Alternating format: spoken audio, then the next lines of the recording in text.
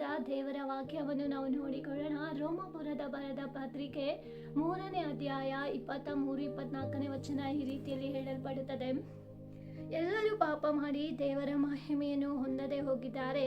ಅವರು ನೀತಿವಂತರೆಂದು ನಿರ್ಣಯ ಹೊಂದುವುದು ದೇವರ ಉಚಿತಾರ್ಥವಾದ ಕೃಪೆಯಿಂದಲೇ ಕ್ರಿಸ್ತ ಯೇಸುವಿನಿಂದಾದ ಪಾಪ ವಿಮೋಚನೆಯ ಮೂಲಕವಾಗಿ ಆಗುವುದು ಎಂಬುದಾಗಿ.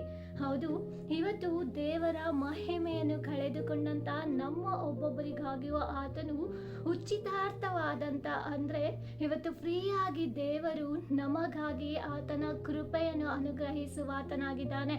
ಆತನ ಕೃಪೆಯಿಂದಲೇ ಇವತ್ತು ಯೇಸು ಸ್ವಾಮಿಯನ್ನು ನಮಗಾಗಿ ಕಟ್ಟಿದ್ದಾರೆ. ಯಾಕೆಂದರೆ ನಾವುಗಳು ನೀತಿವಂತರಾಗಿ ಎಣಿಸಲ್ಪಡಬೇಕು ಎಂಬುದಾಗಿ, ನಮ್ಮ ಪಾಪದಿಂದ ನಾವು ಕಳೆದುಕೊಂಡಂತ ದೇವರ ಮಹಿಮೆಯನ್ನು ನಾವು ಹಿಂತಿರುಗಿ ಪಡೆದುಕೊಳ್ಳಬೇಕೆಂಬುದಕ್ಕಾಗಿ ಈ ಲೋಕದಲ್ಲಿ ಯೇಸು ಸ್ವಾಮಿಯನ್ನ ಕಟ್ಟಿದ್ದಾರೆ. ಹೌದು, ಯೇಸು ಸ್ವಾಮಿ ನಮ್ಮ ಒಬ್ಬೊಬ್ಬರ ಪಾಪಗಳನ್ನು ಆತನ ಮೇಲೆ ಹೊತ್ತುಕೊಂಡು ಆತನು ನಮಗೋಸ್ಕರ ಆತನು ಶಿಲುಬೆಯ ಮೇಲೆ ಆತನು ಮರಣವನ್ನು ಹೊಂದಿದ್ದಾನೆ, ಆತನು ಜಯವನ್ನು ಗೊಂಡಿದ್ದಾನೆ.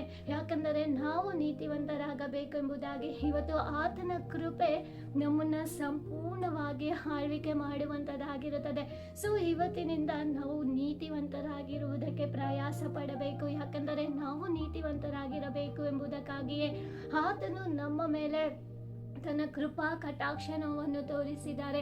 ಸೊ ಆತನ ಕೃಪೆ ನಮ್ಮ ಮೇಲೆ ಇದೆ. ಸೊ ಇವತ್ತು ನಾವು ಒಬ್ಬೊಬ್ಬರು ಕೂಡ ನಾವು ನೀತಿವಂತರಾಗಿ ನಾವು ಜೀವಿಸುವುದಕ್ಕೆ ನಮ್ಮನ್ನು ನಾವು ಕ್ರಿಸ್ತನಿಗೆ ಒಪ್ಪಿಸಿಕೊಳ್ಳೋಣ. Thank you. God bless you.